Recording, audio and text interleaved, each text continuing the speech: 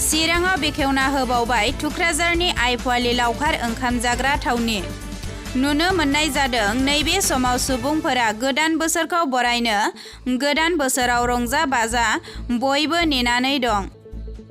नोंथांमोना गोसो गोथारै गोदान बोसोरखौ रंजा बाजा बरायनो सानदोंब्ला फैदो चिरां जिल्लानि सिङाव थानाय थुक्राझारनि आयफवालि लावखार ओंखाम जाग्रा थावनियाव। मानोना नोंथांमोननि थाखाय सिडली ब्लगनि भिडिअ' कुमुन्द नार्जारि आखाइजों बेखेवना होबाय।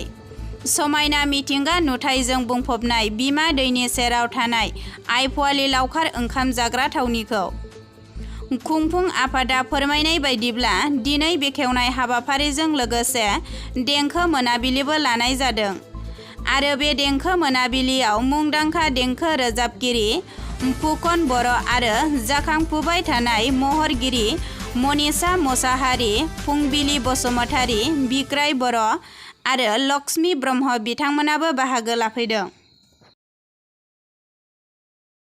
खाथियाव ब्रिजबो बानायगासिनो दङ। जों गोदोनिफ्रायनो बे जायगाखौ खुब मोजां मोनबोबाय थाखादों। आङो बेवहाय एसे भिडिअ हिसाबै गोबावसैबो साख्रि मावनायाबो फारसेथिंजाय बे ओनसोलनि रायजो राजाफोरजों बेखौ सायख'दों। बेखौ बिथांमोनखौ धन्यबाद होनांगोन।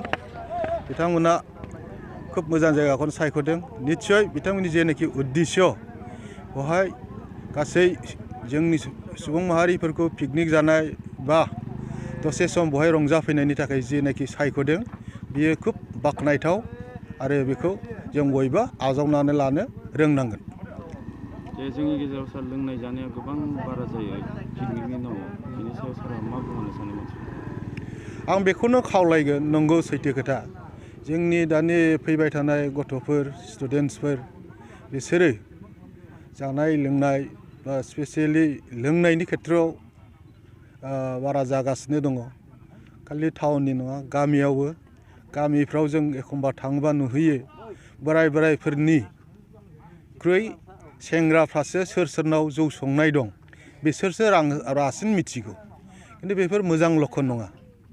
नोंथांमोन इलेक्ट्रिक मिडियानि जेनाखि रिपर्टार नोंथांमोनाबो अनेक जायगानिफ्राय अनेक इनफरमेसन मोनो। एकदम बे सैथो। जोङो हागौमानि लोंनायनिफ्राय गोजानाव थानांगौ। लोंनाया खालि गावजों लोगोसे समाजखौबो जे एखेबारे नस्थ' खालामो, बे बुस्थुआ जोंनि स्पेसियेलि ट्राइबेल हिसाबै बा जों बर' हिसाबै बेहाय जोङो मोजां रोखोमनि एफेक्टेड जानानै दङ। ओंखायनो आं खावलायगोन नोंथांमोनाबो बेवहाय आग भाग लानांगोन। जोङो बेफोरबायदि लोंनाय जानायनिफ्राय गोजानाव थानानैनो डिसिप्लिननि गेजेरजों रंजा बाजा खालाम। डिसिप्लिननि गेजेरजों फरायनाय मावनाय दांनाय बिजनेस बेफोराव आवगायलां। खिन्थु लोंनाय जानायजों नङा, बेखिनिखौ आङो बुङो आरो। माखौ बेखेवबाय थांनाय बोसोराव फैनायनि हान्थामेला एसे गोब्राब जादों, एबारहाय माबायदि बेब'स्था खालामदों? गिबियावनो आङो नोंसोर मिडियाफोरनिसिम मोनसे गोजोननायखौ बावहरग्रोबाय आरो नोंसोरनि थ्रुयै जोंनि बे पिकनिक स्पटखौ बयनिबो सिगाङाव मिथिहोनो हाबाय। नोंसोरनिसिम जों रोजा रोजा साबायखर। आरो दालांनि खेथ्रआव जों दा पिकनिक स्पटआव फैनायनि थाखाय जों दालांखौ जों एक्सट्रायै बानायना होनाय जाबाय।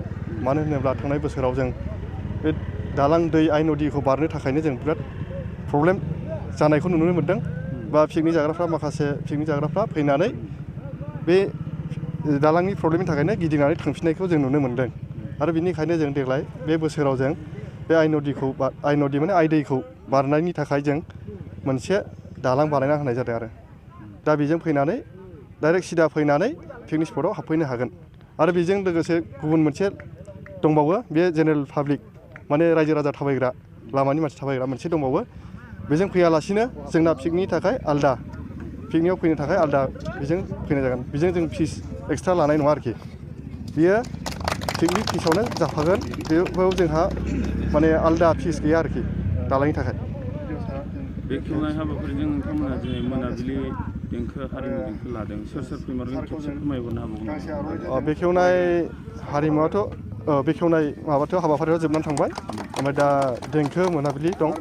दा देंखो मोनाबिलियाव देंखो हारिमु आफादाव दा नुजाफैगोन फुकन बर' आरो बेजों लोगोसे मनिषा मोसाहारि आरो लक्ष्मी ब्रह्म आरो फुंबिलि बसुमतारी आरो बिग्राय ब्रह्म बेबो डान्सार बिग्राय ब्रह्मआबो एक्टर आरो दिनैनिफ्राय बेखेवबाय ओमफ्राय दावबायारि बा पिकनिक जाग्राफोरखौ दिनैनिफ्राय फैनो हासिगोन नामा खावलायदों बेयो दिनैनिफ्राय फैनो हागोन माने दिनैथ' कालसारेल नाइट दं दा बे कालसारेल नाइटखौ बयबो नायफैनो हागोन दिनै आरो दिनैथ' पिकनिक जानाय नङा रावबो गाबोननिफ्राय फैनो हासिगोन आरो बयबो पिकनिक जानो दिनैनि हारिमु मोनाबिलियाव लोंनाय जौ फाननाय मानायखौ जों बेखौ गोख्रैनो बन्द' खालामनाय जादों मानो होनोब्ला बेखौ सरखारनिफ्रायनो बेखौ बन्द' खालामहरनाय जाखादों आरो सरकारा मा बिथोन होदों जों बेखौनो मावगोन जों बेबायदि सोलिलांगोन आरोखि पिकनिक जानो फैग्राफ्रा जौफोर लोंनो गोसोबा लाना फैनो हागोन बाव मोननाय फाननाय जानाय नङा बेयावथ' फाननाय जानाय नङा अर्डार होआखै बे न'आव लोंना फैनायखौ जों जेबो बादा होआ